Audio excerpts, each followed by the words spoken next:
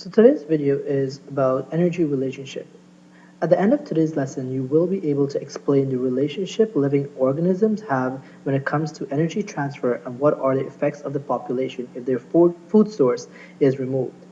In your mock regions, these questions were question 50, 63, 64, 65, and 66. In question 50, which sequence best represents the feeding relationship in a kelp ecosystem that has not been disturbed by humans? Now, looking back at the food chain, we have first of all the producer. The producer is the organism that is responsible for trapping the light energy from the sun and converting it into food. It then transfers that energy into a worm, which is eaten by a turtle and then finally eaten by a hawk. The energy moves from the plant to the worm, from the worm to the turtle, from the turtle to the hawk. The arrow in a food chain basically represents the direction in which the energy is being transferred. A food web is a little bit different from a food chain. A food web shows the interactions when it comes to energy of many organisms. We have them in groups of autotrophs. Autotrophs are also called producers, or all of the plants or green organisms that can make their own food. And then we have a larger category called the heterotrophs. The heterotrophs basically includes the herbivore, the primary predators, and the secondary predators.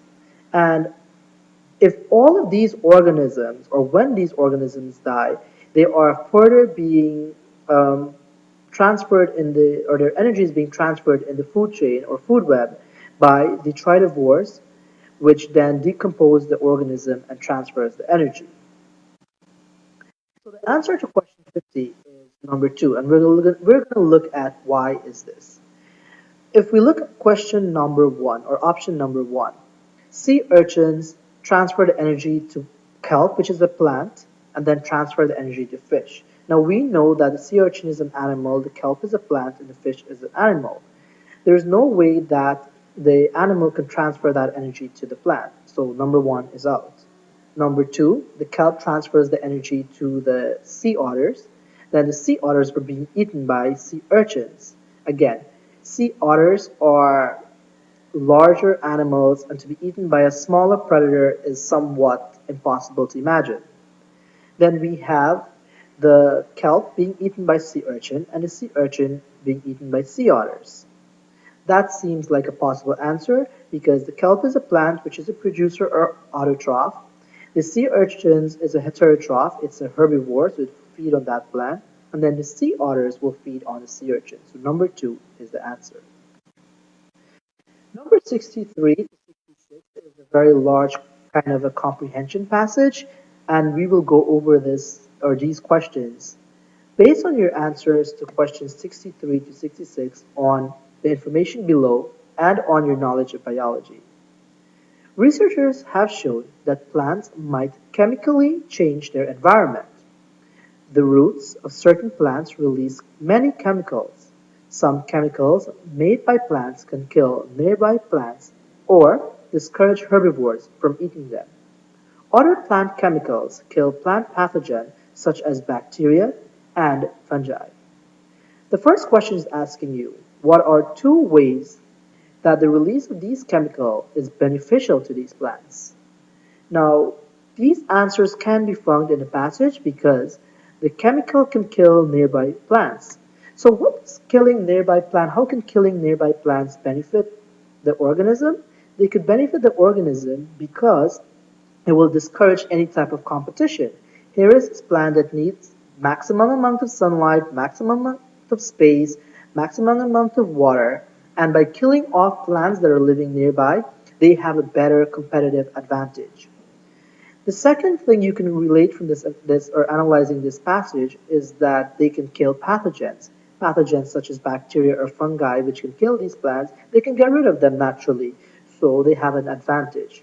And finally, um, they can also prevent herbivores from eating them. So the possible answer that the regions are looking for is two of any of these. It will keep them from getting a disease. It will keep them from getting eaten, It protects them from pathogen, it will give them a competitive advantage, or it keeps other plants from growing nearby. Any of these answers will give you a possible point for question 63.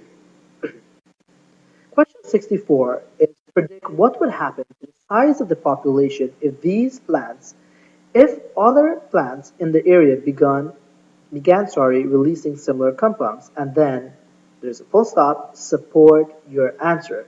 Many of you might have this question incorrectly because you are not giving enough information about the question. First of all, they're asking you to talk about the size of the population. Whenever they mention the size of the population, you have to either say they will remain constant, they will increase, or they will decrease. Any of those will kind of target the exact prompt, which is the size of the population. Then, how is this population size affected? And you have to support your answer. If you don't support your answer, you will not have this question correct. So let's look at the answers that the regions want. First, you can say the chemicals from other plants would harm this species, so its number will decline or decrease. Again, here decline and decrease states the size of the population, and also the chemicals from other plants will harm the species. That's why the number is declining, is supporting that answer. The population size will decrease since the chemicals might make other species more competitive.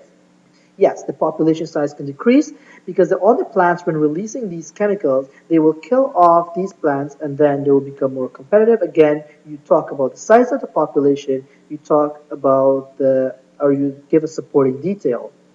The size of the population might not change or it will become constant because the chemical may affect only bacteria or fungi. So the chemical can do a number of things. They can affect herbivores or they can affect the bacteria or fungi. In this case, it can remain constant if it kills the bacteria or fungi. And then the population can increase also because they will all be releasing chemicals that kills pathogens. So all of them will survive together if they can do this collectively. Question 60. Predict one way the carnivores in the area would be affected by the production of protective chemicals by plants. And again, support your answer. Many of you or you will have this question incorrectly if you do not support it. The possible answers are the carnivores will increase if there are more herbivores. So herbivores or organisms, if we can remember this, is organism that feeds on plant material. Carnivores are organisms that feed on any type of animal. So if there is a reduction in the plant population, the herbivore would then reduce and the carnivore population will increase. The carnivore population will probably decline because their food source will decline. The carnivore might migrate to a different area where there is more food. All these are possible effects if there is something that is affecting the population. Now, in your exam, you can write a domino effect will cause one population which is relying on to decrease because they will not have a food source. So question 65 is predict what would happen to the herbivore population if many plants in the area are made protective chemicals. The herbivores will increase if more plants are protected from pathogen. The herbivore population might decline if there is no food, and the herbivore will have less food, so they can migrate to another area. Again, any possible reason. So if there is a plant that is producing a chemical, and an organism have to feed on that, it will not want to feed on that because it could die, so most likely it will migrate, or if they do feed on them, the population might decrease and they might die. Again, you have to always talk about the size of the population and also the effects because each question has support your answer. So just as a review, producers are also called autotrophs and they're organisms that make their own food. Um, any type of plant can be considered a producer. The ecological role. Each organism have a specific role in their environment. There is, think of your classroom, for example. There's always a kid who is the funny one, or there's a kid who is the serious type. There's the genius, the musician, the athlete, and many more. These ideas can be related to organisms since each organism have an ecological role. As I was saying, the producers make food.